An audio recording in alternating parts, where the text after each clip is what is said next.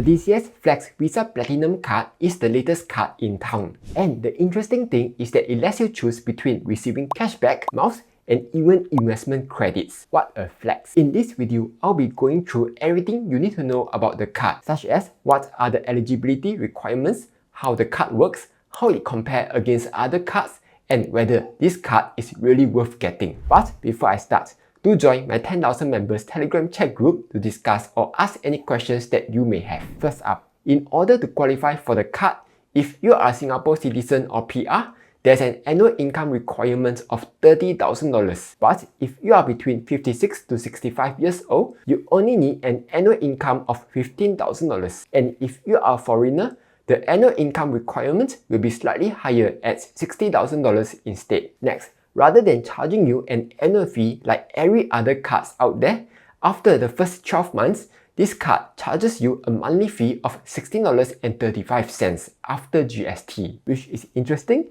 because the question is, how will they handle the fee waiver after the first year?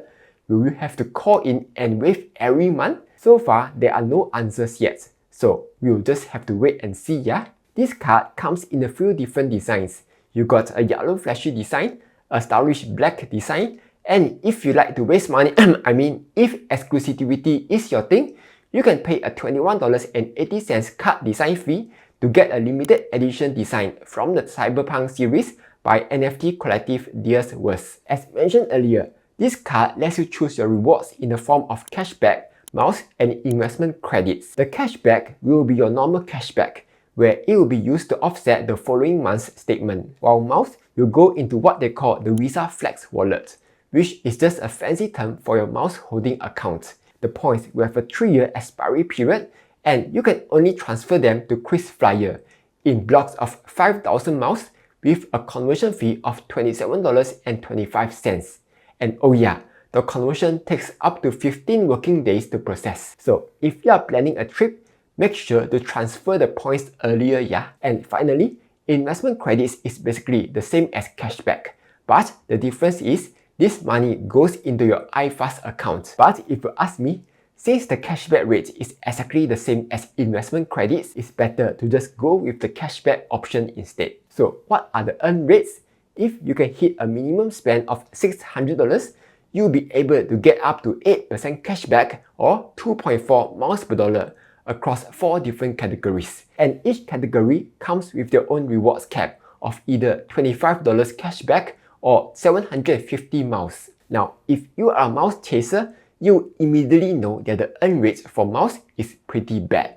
That's because while the DCS Flex card requires you to hit a $600 minimum spend to earn a 2.4 miles per dollar on foreign currency spend and caps your reward, other cards like HSBC Travel One or the UOB Privy Miles card gives the same 2.4 miles per dollar on foreign currency spend without any minimum spend nor cap your rewards. And if you can spend more than $1,000 in a month, the UOB Visa Signature card gives a much higher 4 miles per dollar on foreign currency spend, up to a $2,000 spend. Likewise, for the local spend, there are many other better cards out there, like the DBS Women's World Card, UOB Preferred Platinum Visa card, or the City Rewards card, all of which straight away gives you a 4 miles per dollar earn rate with no minimum spend, while giving a much higher cap too. Because of that, I will just ignore all the miles option altogether and only focus on the cashback option. For foreign currency transactions,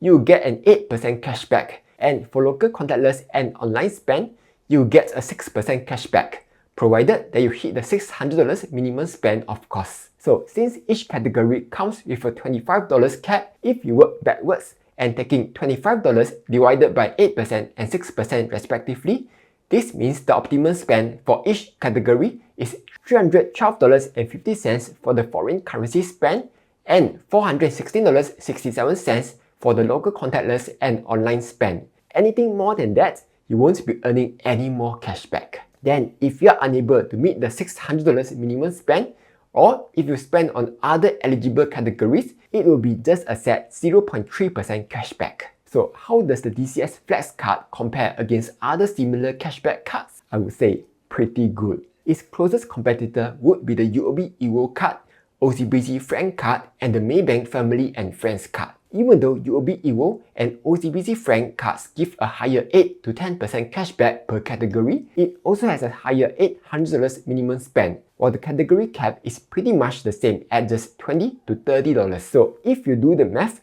both UOB Evo and OCBC Frank card will give a slightly lower 6.26% maximum cashback, as compared to DCS Flex 6.55% maximum effective cashback. However, the DCS Flex card loses to the Maybank Family and Friends card, which has a higher $800 minimum spend, higher 8% cashback, while also giving you a much more generous $25 cap per category across 5 of your selected categories. This means that if you are only able to meet the $600 minimum spend, the DCS Flex card is a pretty good choice. Otherwise, if you can reach the $800 minimum spend, the Maybank Family and Friends card would be a better choice. This card has the usual exclusions like taxes, education, and insurance. But if you aren't sure which merchants qualify for the upsized cashback, one easy way to check is by checking at HeyMax. Though, as of making this video, since this is a rather new card, they have yet to add this card in, but I'm sure it will be in pretty soon.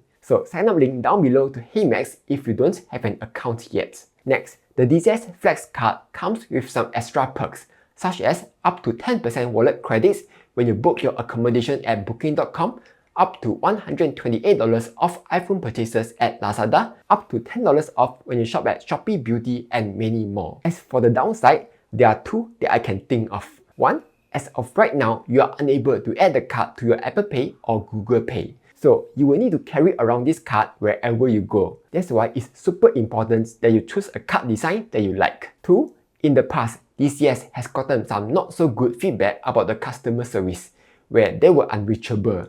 Though, the good news is that this has been improving lately. Okay, here are my thoughts. The DCS Flex card is surprisingly one of the best cashback cards at around the $600 to $800 range. And I like the fact that it comes with some side perks. However, on the flip side, you have to deal with minor annoyances, such as monthly fees from the second year onwards and no support for mobile contactless. As for the sign-up rewards, right now, unfortunately, there are no sign-up rewards for these cards. But if you apply for any other two DCS cards and spend a total of $350 per month for 2 consecutive months from your card approval date, you'll be able to get a Caterpillar luggage worth $220. Anyway, that's all for this video. Hope you found it useful. Like, share and subscribe as I'll be posting new videos every Monday, Wednesday and Friday.